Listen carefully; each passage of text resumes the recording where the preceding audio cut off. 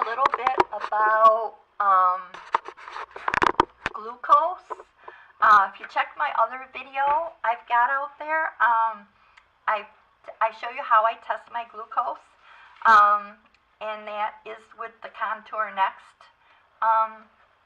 testing thing. Now you might have another product, but mine is that.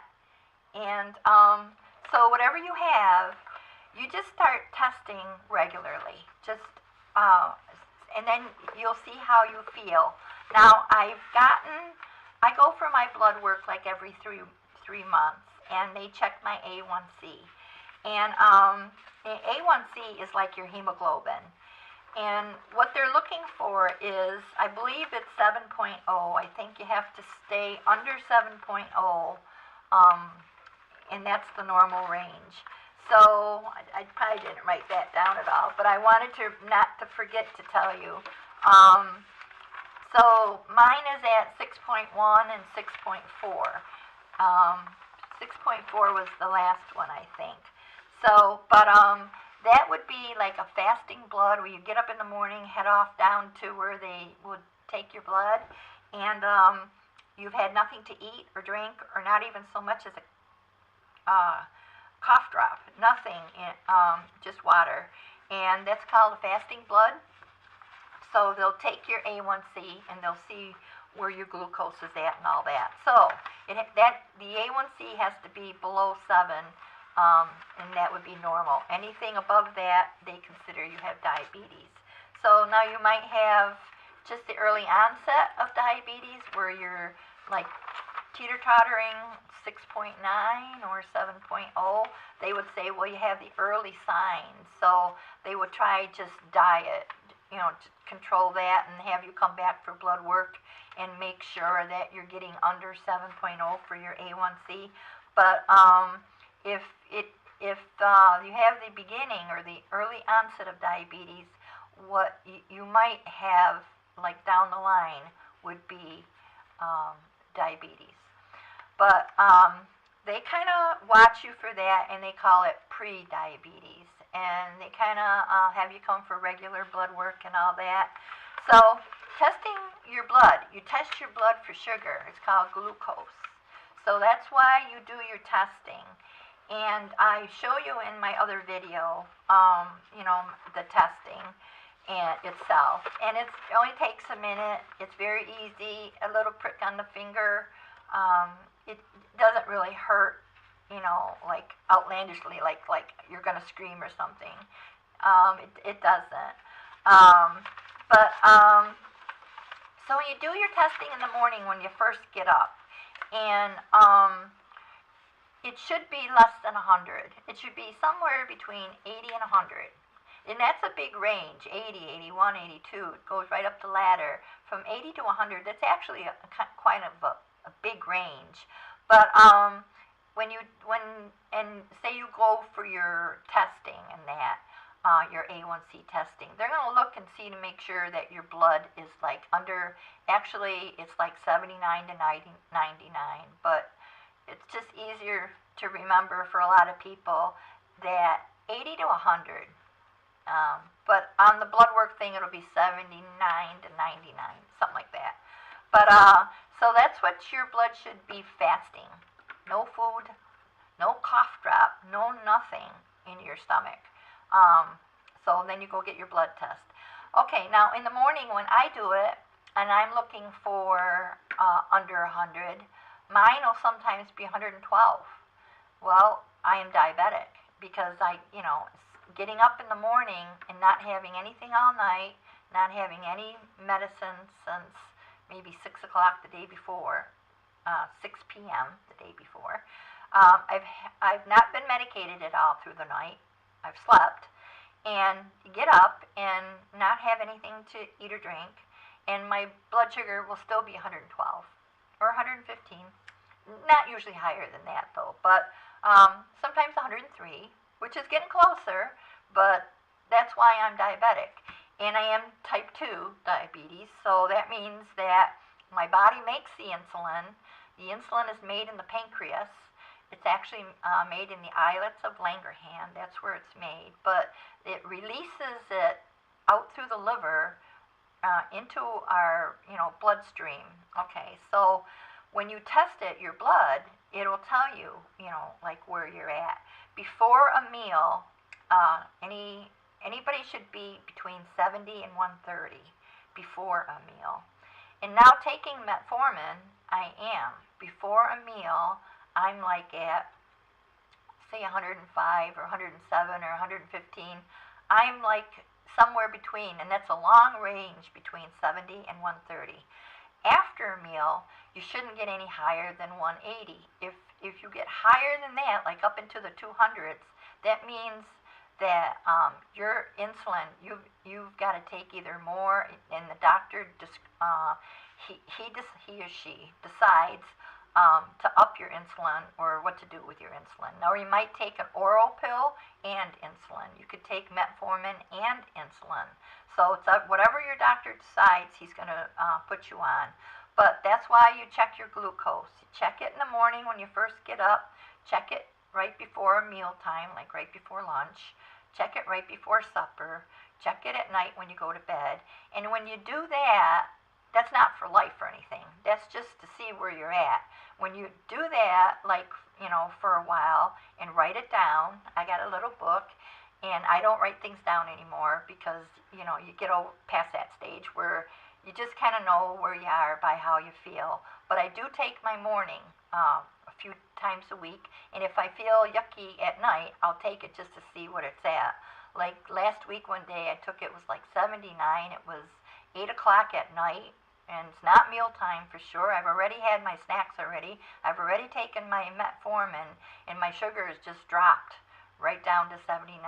So I went and got some Sunny D, and I drank some of that. But the thing of it is, you'll know all this after you get into this. It's not as confusing as, I hope I don't make it sound confusing.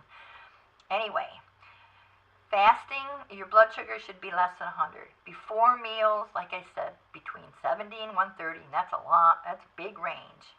After a meal, 180. Okay, bedtime, it should be 100 to 140. Okay, so that's really all that you really need to know. If, like I said, mine got down to 79, you know right away, just go get some juice or have half an orange or something. Okay, so my A1C is usually, it goes back and forth between 6.1 and 6.4, and that's on metformin. I don't know what it was. It might have been like 9, I think, before I even started metformin, before I was diagnosed as being diabetic. I think it might have been up to 9. I recall that. But so your pancreas releases your insulin when your blood sugar gets too high or gets higher. After a meal, your pancreas will release. It'll just signal the body, and it will tell the body to release that insulin now. And it will keep doing that until everything gets back to normal.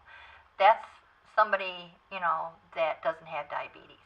Now, so with us, when we have diabetes, either one thing, like your pancreas is not making insulin at all, or like with me, it's making the insulin, but it just doesn't know what to do with it. So that's where the metformin comes in. If you have type 1 diabetes, you would have to take an insulin injection. Type 2 diabetes, the pancreas actually is working all right. It's making the insulin like it's supposed to. It's just not releasing it out there into the body, into the bloodstream like it's supposed to. But that's where the metformin comes in. It kind of like tells the body to release it like now because you've eaten and you need it. So that's kind of sort of it. It's not as complicated as you might sound. When I went for my eye checkup, because I in the hospital, I did have I think there was like 5 years there that I did work in an eye clinic, and we had retinal specialists that would come in several of those, and different ones on different days. And they would see a lot of people that had diabetes. It's the same thing all the time, like diabetes, heart disease, same thing. But a lot of the histories of the medical problems were kind of sort of the same. So the retinal specialists, they would look at the retina. They put the drops in your eyes to dilate your pupil, and then they can see behind the eye. They can see the retina. People that have diabetes, this kind of causes problems every now and then. And the reason why is it's blood sugar that's high for a long period of time. Over time, your blood sugar is way over 180, and it's not being treated in any, and you're just going along your, normal, your life, whatever, but your blood sugar is high, but maybe you don't know it's that high, or maybe you're not aware that by it being so high causes damage to your blood vessels, and therefore, leads to heart disease and leads to stroke. So that's why, it's like a big dome under there. There's like different things going on, and your doctor will discuss all this with you and ask your doctor about it. I asked the retinal doctor that I went to see, and she said, just try to keep your blood sugar in the under the 140s. Like, don't let it get to 150. And your blood, and everything would be fine. And I didn't have any signs of any. She looked back in my eye, and there was no signs of any kind of damage to the retina or, age-related macular degeneration. I didn't have that, which is really amazing, because my mother has it so bad that she is declared legally blind. So, and that's just from what they call it ARMD or AMD, age-related macular degeneration. It's when the macula in the eye, just because you're older, it's age-related, it just changes, and it's not healthy like it used to be. So I didn't have any of that, and I do take eye vitamins. Preservision Arids too, I take that, and I do watch my blood sugar, and I used to test it like every day, 3 times a day when I first got diabetes, because I was messing around with different foods, and to be honest with you, the first couple months I wasn't as serious about it as maybe I should have been. I just said, oh, I got this. I know I don't eat sweets and all that stuff, but there's more to it than that. It's eating and exercise, and eating your six meals a day, but 3 of them are teeny tiny little snack meals. So, but they're still meals. But and then 3 normal meals, like a breakfast could be 300 calories, a lunch could be 400 calories, and a supper could be 600 calories. And if you want to, you can do a breakfast like 400 calories, a lunch 600 calories, and then a small supper. If you're that kind of a person that likes to eat light later in the day, then do that. But you could switch it up where in the course of the day you get somewhere between 12 and 1400 calories, because your body does need fuel.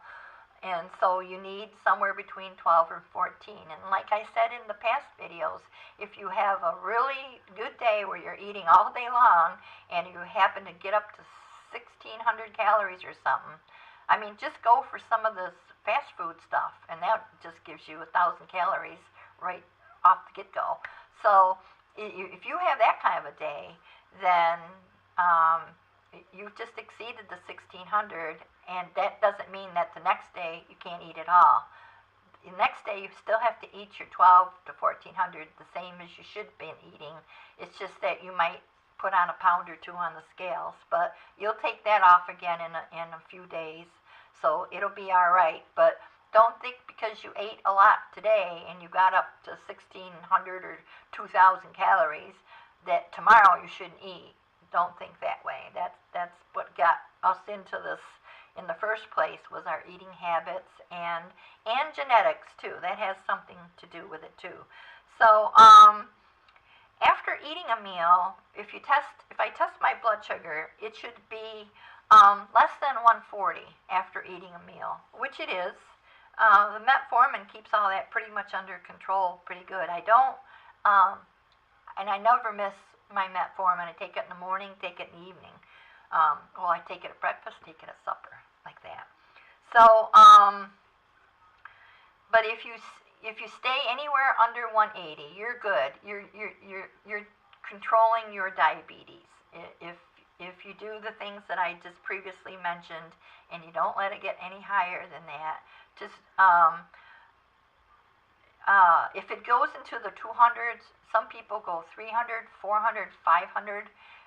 They're going to have a coma, go into a coma. If you get up into 500, you could go into shock, and that'd be very bad. That is like lethal.